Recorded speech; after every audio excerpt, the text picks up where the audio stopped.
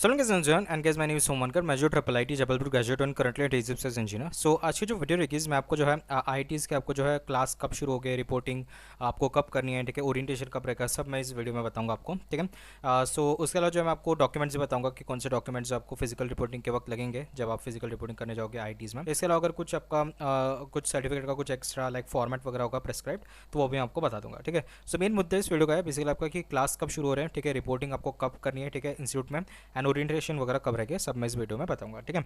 सो शुरू करते हैं। सबसे पहले तो ये कंबाइंड पीडीएफ है एंड ऑफिशियल हमारा डॉक्यूमेंट है, ठीक है, आप 100% रिलाय रह सकते हो उस डॉक्यूमेंट पे, ठीक है। सो आईआईटी भिलाई की अगर सबसे पहले हम बात करते हैं, so reporting and registration of new students जो आपकी 23 आपकी जुलाई को जो है देखने को मिल रही है, वेडनेसडे को।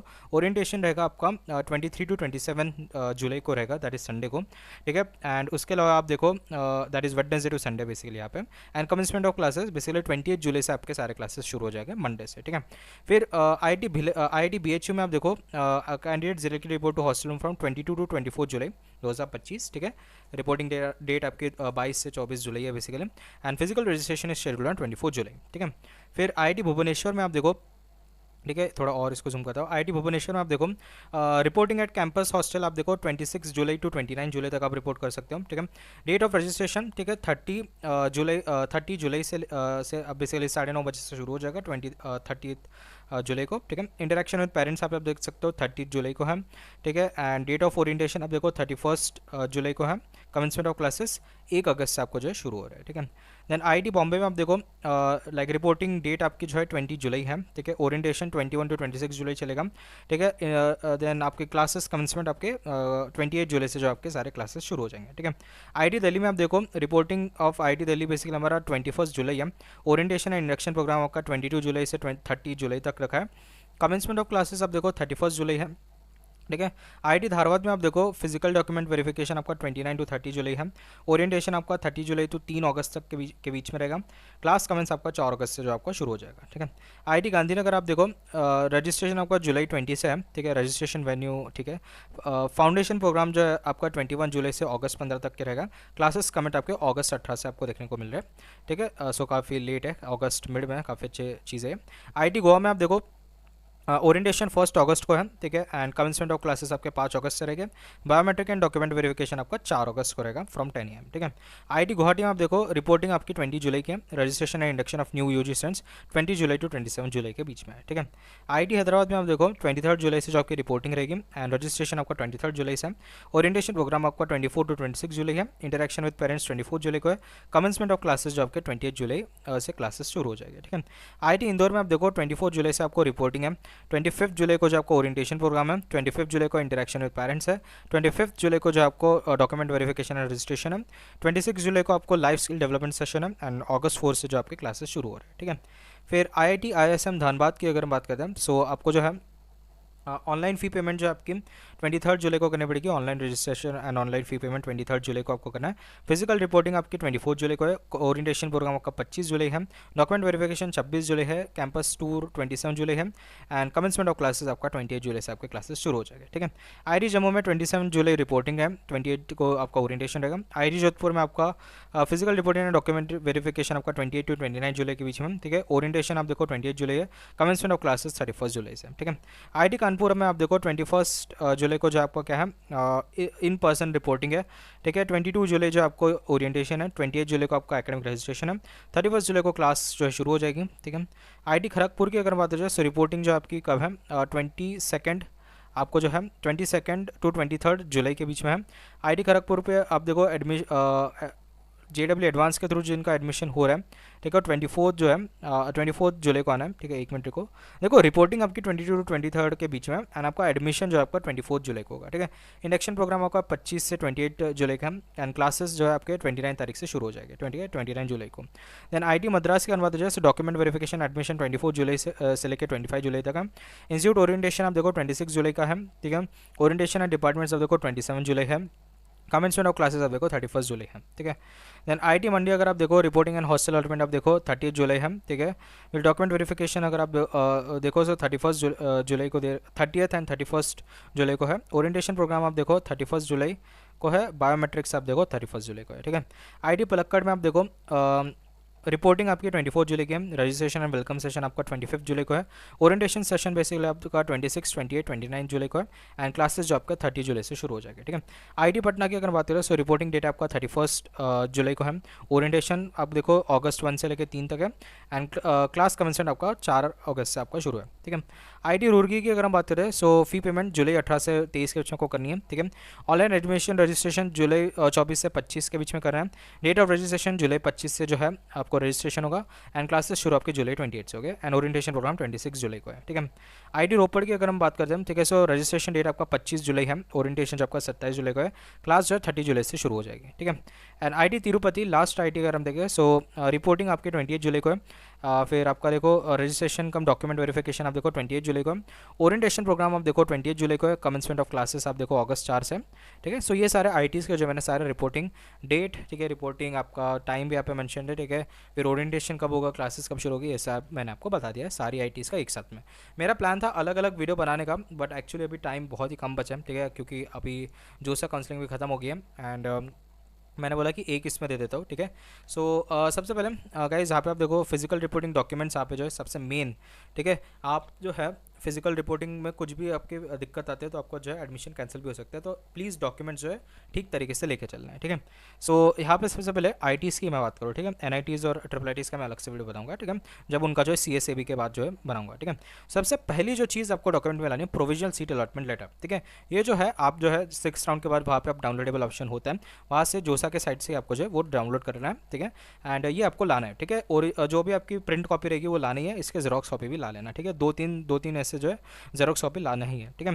प्रोविजनल सीट एक्सेप्टेंस लेटर की अगर हम बात करते हैं, ठीक है, सो यहाँ पे अगर आप देखो, सो ये भी जोसा के साइट से बेसिकली आपको जो है डाउनलोड करने को मिल जाएगा, ठीक है। सो ये दोनों जो चीज़ें बहुत इंपॉर्टेंट है, इसको जो है डाउनलोड करके ला लेना, प्रिंट करके अच्छे से, ठीक है, एंड उसके अलावा जेरोक्स कॉपी जो है 3-4 कॉपी रखना ही रखना है, ठीक है। Then proof of seat acceptance fee payment, ठीक है। सो आपने अगर डेबिट कार्ड से फ़ी पेमेंट किया है या यूपीआई से करा है, किसी से भी आपने जो फ़ी पेमेंट करा है, ठीक है, सो उसकी जो है रिसिप्ट लगेगी, ठीक है। सो वो रिसिप्ट अच्छे से डाउनलोड करके प्रिंट करके विथ 3-4 कॉपी जेरोक्स ला लेना, ठीक है।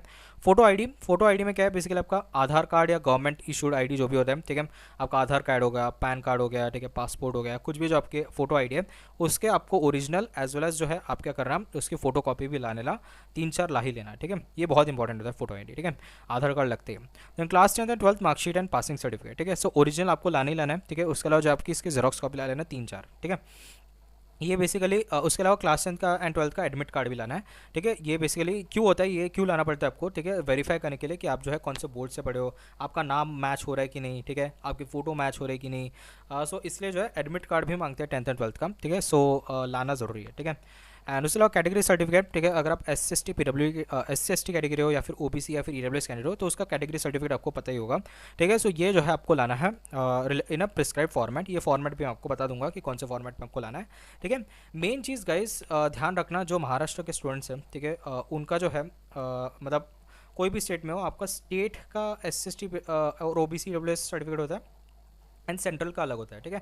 हालांकि आपका जोसा में जो वेरीफाई हो ही गया ऑफकोर्स, ठीक है, सो उसमें तो कुछ दिक्कत नहीं, आपको पता ही है कौन सा लाना है, बट इन केस अगर कुछ है तो सेंट्रल गवर्नमेंट वाला है, उसका फॉर्मेट मैं आपको बता दूंगा, ठीक है, जस्ट अभी थोड़ी देर में, ठीक है। देन मेडिकल सर्टिफिकेट की अगर हम बात करें, सो बेसिकली ये जो है इसका भी एक फॉर्मेट दे रखा है, मैं आपको बता दूंगा फॉर्मेट। सो ये जो आपके जो भी पर्सनल डॉक्टर वगैरह है उससे कंसल्ट करके उसकी साइन वगैरह लगेगी, ठीक है, ऐसे खुद मत साइन कर देना, ठीक है, डॉक्टर से जो है साइन करके लाना है, ठीक है। कैंडिडेट्स अंडरटेकिंग, ये जो है बेसिकली डिक्लेरेशन होता है, ठीक है, इन स्पेसिफिक फॉर्मेट की जो है मैं अबाइड लाइक ये बेसिकली इंपॉर्टेंट नहीं होता है, सारे इंस्टीट्यूट के अपने अलग अलग क्राइटेरियाज होते हैं, ठीक है, बट लाइक इसका फॉर्मेट मैं आपको बता दूंगा, ठीक है। सो ये सिंपली एक अंडरटेकिंग होती है कि मैं जो हूँ लाइक इंस्टीट्यूट पे रिपोर्ट कर रहा हूँ, ठीक है, एंड ये मेरी रैंक थी एंड ब्ला ब्ला ऐसे लिखते हैं, ठीक है। उतना इंपॉर्टेंट नहीं है, बट कुछ आईटीज़ जो अपना एक फॉर्मेट रहता है, सारे आईटीज़ के लिए एप्लीकेबल नहीं है, ठीक है।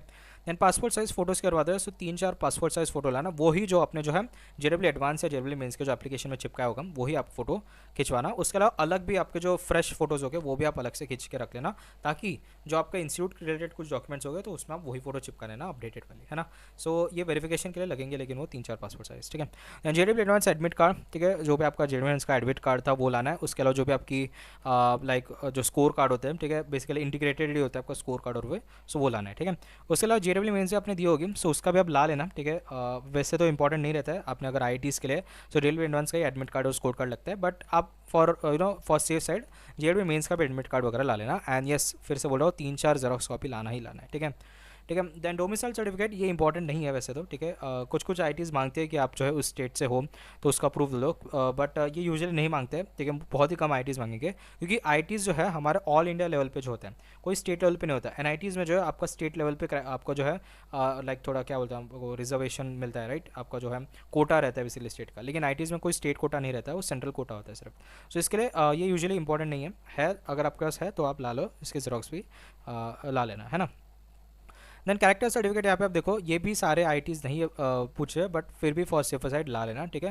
कैरेक्टर सर्टिफिकेट यूजुअली क्या होता है कि आपका कैरेक्टर वगैरह देखने के लिए कि कैसे थे, बट यूजुअली आईटीज़ नहीं देखती है, बट कुछ कुछ आईटीज़ ने अगर मांग लिया तो फिर इंस्टेड ऑफ रिग्रेटिंग आप ला लेना, ठीक है। Then transfer and migration certificate ये इंपॉर्टेंट है, ये आपको लाना है, ठीक है। टीसी जो होती है, ठीक है, 12th स्टैंडर्ड के बाद जो होता है, चाहे आप सीबीएसई से हो या आप स्टेट बोर्ड से हो, तो आपको जो है वो मिलेगा। शायद सीबीएसई में आपका ट्रांसफर सर्टिफिकेट के नाम से जाना है और माइग्रेशन जो आपका स्टेट बोर्ड के नाम से जाना था, ऐसा कुछ है। तो आप जो भी हो वो आप ला लेना, ठीक है। इसकी भी अच्छे से कॉपी रखना, क्योंकि टीसी देने के बाद वो आपको मिलती नहीं है बाद में, ठीक है, ग्रेजुएशन के बाद भी। तो इसके कलर प्रिंट निकाल लो, ताकि बाद में अगर कहीं लगे सो वो इंपॉर्टेंट रहेगा, ठीक है।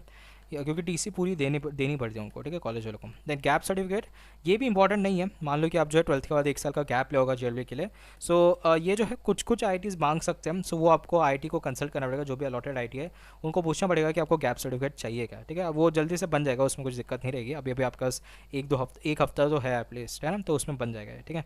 सो इनकम सर्टिफिकेट जो आपकी टू वेरीफाई इनकम, अगर मान लो कि आप जनरल ओबीसी एलडीएस हो, जिनकी family income less than 1 lakh या फिर 1 लाख to 5 लाख है, तो उसकी इनकम सर्टिफिकेट रहेगी। ये इंपॉर्टेंट होता है क्योंकि जो आपका स्कॉलरशिप्स वगैरह के क्राइटेरिया में भी जो है इसको लगेगा सर्टिफिकेट, है ना। पीडब्ल्यूडी सर्टिफिकेट, अगर आप पीडब्ल्यूडी या फिर डिसेबल हो, ठीक है, यहाँ पे मैं डिसेबल भी लिख देता हूँ, ठीक है, डिसेबल, ठीक है। इसका भी एक फॉर्मेट होता है, ठीक है, ये भी मैं आपको बता दूंगा, ठीक है। सो वो सर्टिफिकेट भी ला लेना, ठीक है। ओसीआर सर्टिफिकेट ये ओवरसीज सिटीजन्स ऑफ इंडिया के लिए, ठीक है, जो भी बाहर बसे है लेकिन इंडियन सिटीजन है उसके लिए होता है। एंड उसके अलावा कुछ इंटरनेशनल स्टूडेंट्स है तो उनका भी एक अलग जो भी है वो रहेगा, ठीक है। सो ये जो है सारे डॉक्यूमेंट्स है, इसकी मैं लिंक वगैरह भी डाल दूंगा डिस्क्रिप्शन में, ठीक है। एंड उसके अलावा यहाँ पे आप देखो फॉर्मेट जो मैं आपको बता रहा था, हालांकि मैंने अलग से एक वीडियो बना दी थी इसकी, एंड इसकी टू बी ऑनेस्ट ज़रूरत नहीं है अभी, क्योंकि जो है आपने ऑलरेडी जोसा में जो है ये सारे डॉक्यूमेंट्स दे दिए कहीं ना कहीं, ठीक है। जैसे यहाँ पे आप देखो चेंज ऑफ कैटेगरी, इसके ना तो आप जोसा में एंटर कर ही नहीं सकते हो, तो ये इसका होता है, मान लो कि आप जो हो SC/ST कैंडिडेट हो, ठीक है, उसको आपको जनरल कैटेगरी में कन्वर्ट हो, तो ये इसका फॉर्मेट है, ठीक है। सो इसके भी लिंक में डाल दूंगा। हालांकि ये सब जो आपने ऑलरेडी कर रखा होगा, ये वही सेम फॉर्म है जहाँ पे जो आप ओबीसी एनसीएल हो या जनरल ईडब्ल्यूएस हो, अगर आप जनरल में कन्वर्ट करो अपनी कैटेगरी को, ठीक है, for so and so reason, तो उसका एक फॉर्मेट होता है, ठीक है। देन अंडरटेकिंग फॉर ओबीसी, ठीक है, ये ओबीसी कैंडिडेट्स के लिए होता है, ये आपको अलग से फॉर्मेट भरने हैं, जो भी ओबीसी के स्टूडेंट्स हैं, ठीक है, ओबीसी एनसीएल जो भी हो, इसको जो है ये फॉर्मेट भरना ही भरना है, ठीक है। देन मेडिकल सर्टिफिकेट का फॉर्मेट जो मैं आपको बता रहा था, सो ये मेडिकल सर्टिफिकेट है, ये आपके डॉक्टर से भरा लेना और यहाँ पे साइन वाइन भी अच्छे से करा लेना, ठीक है। इसके भी जेरोक्स कॉपी वगैरह ला लेना, ठीक है। देन फॉर्म विड्रॉल एग्जिट, ये कुछ काम का नहीं है, अगर आपको विड्रॉ करनी थी तो आपने विड्रॉ कर चुके होगे, ठीक है। आप ये वीडियो नहीं देख रहे होगे अगर आपको आईटी नहीं मिली है तो, सो ये विड्रॉल का कुछ सेंस नहीं बनता है। टॉप 20 परसेंटाइल स्कोर आपको स्कॉलरशिप्स के लिए मेन लगेगा, अगर आप टॉप 20 परसेंटाइल स्कोर हो तो इसको एक फॉर्म भर के लाना है अपने स्कूल से, तो इससे जो है आपको स्कॉलरशिप्स में हेल्प मिलेगी, ठीक है। देन SC/ST क्या जो मैं बता रहा था, ये सेंट्रल गवर्नमेंट का होता है बेसिकली फॉर्मेट, ठीक है। एंड ऑफकोर्स जोसा में वेरिफिकेशन के लिए आपने यही दिया होगा, ठीक है, क्योंकि स्टेट का महाराष्ट्र के अलग होता है कास्ट सर्टिफिकेट, क्योंकि आपके स्टेट के भी अलग अलग कास्ट सर्टिफिकेट भी निकलते हैं, ठीक है। तो ये जो सेंट्रल वाला होता है, सो ये फॉर्मेट तो आपका लाइक सेंट्रल वाला ही होगा, ठीक है, ध्यान रखना। देन PWD के फॉर्म है अकॉर्डिंग टू आप कितने लेवल ऑफ डिसेबल हो, ठीक है, पर्सन विद डिसेबिलिटी जो भी होती है, ठीक है। सो उसके लेवल्स होते हैं, राइट, मुझे एक्जैक्टली पता नहीं है, सो वो अकॉर्डिंग टू लेवल जो आपके 2 लेवल 3 लेवल 4 लेवल का आपके फॉर्म्स है, ठीक है। देन ओबीसी एनसीएल का ये फॉर्म है, अगर आप ओबीसी एनसीएल के हो कैटेगरी तो आपको जो है ये फॉर्म भरना ही है, ठीक है। हालांकि आपने जोसा में जो आप ऑलरेडी ये फॉर्म लाइक डाल ही दिया होगा, ठीक है। देन जनरल ईडब्ल्यूएस हो तो बेसिकली आपको ये फॉर्मेट लगता है, ये भी आपने जोसा में दे ही दिया होगा, ठीक है। देन डिस्लेक्सिक जो है, अगर आप डिस्लेक्सिक हो तो उसका ये फॉर्मेट रहेगा, इसकी भी लिंक में डाल दूंगा। सो यहाँ पे जो मुझे डिसेबल नहीं लिखना था, ठीक है, यहाँ पे जो मुझे एक्चुअली डिस्लेक्सिक ही लिखना था, ठीक है। डिस्लेक्सिक क्या स्पेलिंग भाई डिस्लेक्सिक की, DYSLEXIC, ठीक है, LEXIC, ठीक है, डिस्लेक्सिक का है, ठीक है। PWD का नाम ही है पर्सन विद डिसेबिलिटीज़, ठीक है, यहाँ पे डिस्लेक्सिक लिखना था मेरे को, ठीक है। सो या डिस्लेक्सिक का अगर हो तो इसके दो अकॉर्डिंग टू लेवल आप कितने डिस्लेक्सिक हो उतने फॉर्म है, ठीक है। डीएस जो है अपना क्या है, ये क्या है एजुकेशन का, या आपके अगर पेरेंट्स जो आर्मी हो एंड वो आर्मी में जो है like first of all very respect to them, ठीक है, देश के लिए लड़े एंड आपकी जो उनकी डेथ हो गई आपके जो वॉर्स वगैरह में, तो उनके जो भी बच्चे उनके लिए फॉर्मेट होता है, ठीक है, उनको अलग से जो है कुछ हमारे एग्जैक्टली नहीं पता मुझे, बट उसके अलग से कुछ उनको बेनिफिट्स मिलते हैं, ठीक है। Then disability and difficulty in writing वाला सेम, ये आपका अलग से फॉर्मेट रहेगा, ठीक है। एंड उसके अलावा लास्ट जो आपका महाराष्ट्र सेट, ये जो हमारा एन आई टी प्लस, यहाँ पे भी आप देखो N I T plus system, मतलब N I T triple I T G F T के लिए होता है। ये बेसिकली आपका आई टीज़ में लाइक रिक्वायरमेंट नहीं रहता है।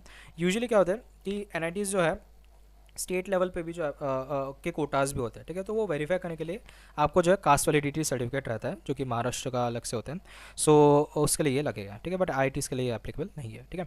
सो मैंने आपको फॉर्मेट्स बता दिया, मैंने आपको जो है सर्टिफिकेट्स क्या क्या लगेंगे वो बता दिया, एंड उसके अलावा मैंने आपको रिपोर्टिंग डेट और क्लास कब शुरू हो गया, ओरिएंटेशन का भी ये भी बता दिया, ठीक है। सो इसके लिंक भी मैं डाल दूंगा एंड होप आपको जो वीडियो पसंद आएगी। So please you like share subscribe channel guys, बहुत मेहनत लगती है वीडियोज़ बनाने के लिए, प्लीज़ थोड़ा सब्सक्राइब कर देना मेरे चैनल को, ठीक है। सो ये थी कैसा वीडियो, होप आपको जो वीडियो पसंद आएगी। अगर आपको वीडियो पसंद है so please like share subscribe channel, मिलते हैं नेक्स्ट वीडियो में, तब तक के लिए टाटा बाय बाय।